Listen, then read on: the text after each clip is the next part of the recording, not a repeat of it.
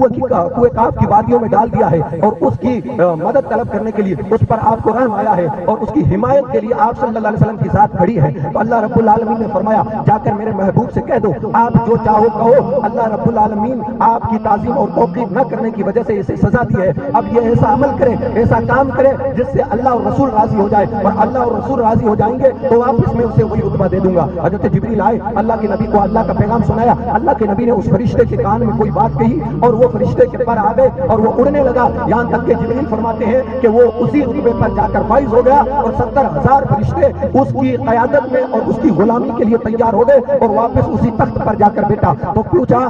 کہ ایسا کیا عمل کیا؟ راویوں نے الگ الگ لکھا ہے، لیکن بہت سارے راوی اس بات پر متفق ہے کہ ایک ہی روایت نقل کرتے ہیں، وہ یہ ہے کہ حضرت جبریل نے جب اللہ کے نبی کو سنایا، اللہ کے نبی نے اس فرشتے کو سنایا تو اللہ کے نبی نے یہ فرمایا تجھے ایسا کام کرنا ہے جس سے اللہ اور اس کے رسول راضی ہو جائے، اگر تیرے عمل سے تیرے کام سے اللہ رسول راضی ہو گئے تو تجھے رتبہ ملے گا۔ اب اس فرشتے کو اللہ کے نبی نے یہ جب بتایا تو فرشتے نے عرض کیا یا اللہ پاک، اے اللہ کے نبی میں ایسا کیا کام کروں؟ تو اللہ کے نبی نے فرمایا اے اللہ کے فرشتے تو صرف اتنا کام کر، 10 مرتبہ مجھ پر درود پڑھ لے، جب تو 10 مرتبہ مجھ پر درود پڑھے گا اللہ تجھ سے راضی ہو جائے گا، اور مجھ پر درود پڑھے گا تو میں راضی ہو جاؤں گا، جس سے میں راضی ہو جاؤں گا اس سے اللہ راضی ہو جائے گا، اور جس سے اللہ راضی ہو جائے گا اللہ اسے مقام عطا فرما دے گا۔ اور یہی وجہ ہے کہ میں نے جیسے درود پڑھنا شروع کر دیا اللہ پاک نے میرے پر واپس عطا فرما دیے، اور جیسے جیسے میں درود پڑھتا گیا یہاں تک کہ میرے 10 درود ختم ہوئے تھے اللہ پاک نے مجھے اس تک پہنچا دیا۔ یہ درود پاک کی فضیلت ہوتی ہے۔ درود پاک کی ایک کتاب ہے سب سے بڑی، اس کتاب کا نام ہے دلائل الخیرات، اس کتاب کا لکھنے والے کا نام ہے حضرت سلیمان جزولی رحمۃ اللہ علیہ، اور بعض نے ان کا نام لکھا ہے جزولی، اور بہت ساری کتابوں میں ان کا نام لکھا ہے جزولی رحمۃ اللہ علیہ۔ تو سلیمان جزولی رحمۃ اللہ علیہ کا انتقال ہو گیا، اور جب ان کا انتقال ہوا تھا تو انتقال ہونے سے 2 دن پہلے انہوں نے داڑھی کا خط بنوایا تھا اور وہ انتقال کر گئے، تو لوگوں نے اسے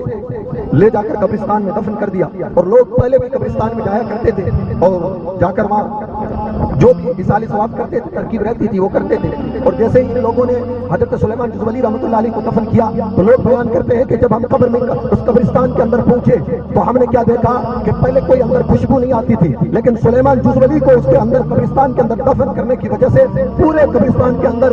مشک کی خوشبو آتی تھی، اور جیسے ہم ان کی قبر کے اوپر جاتے تھے تو اتنی خوشبو آتی تھی کہ ہم حیران رہ جاتے تھے کہ اتنی خوشبو کون ڈال جاتا ہے۔ ہم 1 دن ہوا، 2 دن ہوا، برسوں بیت گئے، لیکن پھر بھی ان کی قبر سے ہمیشہ مشک کی خوشبو آتی رہتی تھی۔ اور یہی وجہ ہے کہ سلیمان جزولی رحمۃ اللہ علیہ جو بڑے بڑے شہروں کے قبرستان ہوتے ہیں، اپنے یہاں گاؤں کے میلے ٹھیلے کا ماحول ہوتا ہے تو یہاں جگہ بہت ہوتی ہے تو پرانی قبروں کو کھولتے نہیں ہیں، لیکن بڑے بڑے جو شہروں کی ہوتی ہے قبریں جو ان میں ان کے اوپر تاریخ وغیرہ سب کچھ لکھتے ہیں، اور وہ 40 سال 20 سال کے بعد اس قبر کو کھول کر اس کے اندر دوسرے کو منتقل کر دیا جاتا ہے، یعنی دوسرا مردہ اس قبر کے اندر دفنایا جاتا ہے۔ اور اسی طریقے سے سلیمان جزولی رحمۃ اللہ علیہ بڑے شہر کے اندر دفن کیے گئے تھے، تو 70 سال کے بعد ان کی قبر کو کھولا اور کھولا کہ کسی دوسرے کو اس قبر کے اندر دفنائے، تو جیسے ہی قبر کو کھولا تو کیا دیکھتے ہیں کہ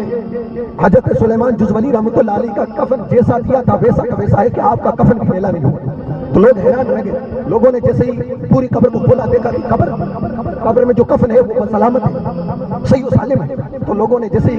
کفن کو ہٹایا تو دیکھا کہ آپ کا چہرہ مبارک بھی ویسا ہے جیسے کہ آپ کو ابھی قبر کے اندر رکھا گیا، اور کسی نے دیکھا کہ آپ کی داڑھی کا خط جب آپ کا انتقال ہوا تھا اس سے 2 دن پہلے آپ نے بنوایا تھا، لیکن معلوم ایسا ہوتا تھا کہ آج ہی بنوایا ہے، اور کسی نے بطور امتحان حضرت سلیمان جزولی رحمۃ اللہ علیہ کے رخسار یعنی گال پر ہاتھ رکھا، جیسے انگلی کو رکھا تو اس جگہ سے خون ہٹ گیا، اور جیسے ہی انگلی کو اٹھایا تو واپس اس جگہ خون آ گیا۔ زندہ انسان کے اوپر بھی آپ دیکھیں جس جگہ کوئی وزن رکھے یا انگلی رکھیں گے تو اس جگہ سے خون ہٹ جائے گا، سفید ہو جائے گی، اور جب ہم انگلی کو ہٹاتے ہیں تو اس جگہ واپس خون آتا ہے۔ تو حضرت سلیمان جزولی رحمۃ اللہ علیہ کا بھی یہی حال تھا کہ ان کے رخسار پر ہاتھ رکھا تو خون ہٹ گیا، اور جیسے ہاتھ کو ہٹایا تو خون واپس آ گیا۔ ایسا معلوم ہوتا تھا کہ جس طریقے سے زندہ انسان کے اندر خون گردش کرتا ہے اسی طریقے سے سلیمان جزولی رحمۃ اللہ علیہ انتقال ہونے کے بعد ان کے جسم کے اندر خون گردش کرتا کر رہا ہے۔ لوگوں نے بڑی تفتیش کی کہ سلیمان جزولی رحمۃ اللہ علیہ نے ایسا کیا کام کیا تھا کہ ان کا کفن بھی میلا نہیں ہوا اور ان کے بدن پر بھی کوئی اثر نہ ہوا،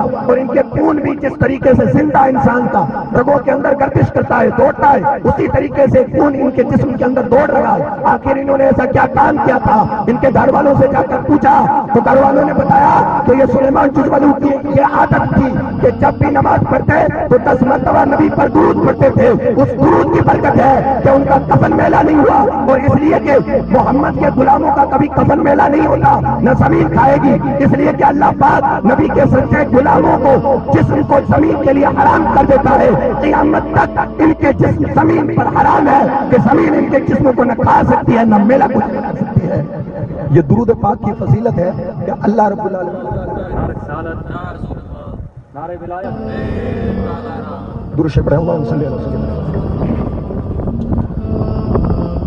تو درود پڑھنے کی بہت ساری برکتیں ہیں، درود نہ پڑھنے کی بھی بہت ساری برکتیں ہیں، اس کی نحوستیں ہیں، یعنی جو درود نہیں پڑھتے ہیں ان کے لیے عجابات ہیں۔ جیسے یہ محفل لگی، محفل میں پہلی بار جب بھی نبی کا نام آئے تو چومنا مستحب ہے، یعنی اچھی بات ہے، اگر کسی نے نہ چوما تو گنہگار نہیں، لیکن نبی کا نام جب بھی آئے تو پہلی مرتبہ سب کو درود پڑھنا واجب ہو جاتا ہے۔ پہلی مرتبہ نبی کا نام سن کر درود پڑھنا واجب ہے، اور بار بار اگر کوئی پڑھے گا تو مستحب ہے، یعنی گنہگار نہیں ہوگا بلکہ زیادہ ثواب ملے گا۔ درود شکر اللہ صلی اللہ علیہ وسلم مولانا محمد وبارک صلی اللہ علیہ وسلم علیہ۔ تو میں عرض کر رہا تھا کہ درود پڑھنے کی یہ برکتیں ہیں کہ اللہ پاک نے فرشتے کو وہ مقام دے دیا۔ سلیمان جزولی کے جسم کو سلامت رکھا، کفن کو سلامت رکھا، خون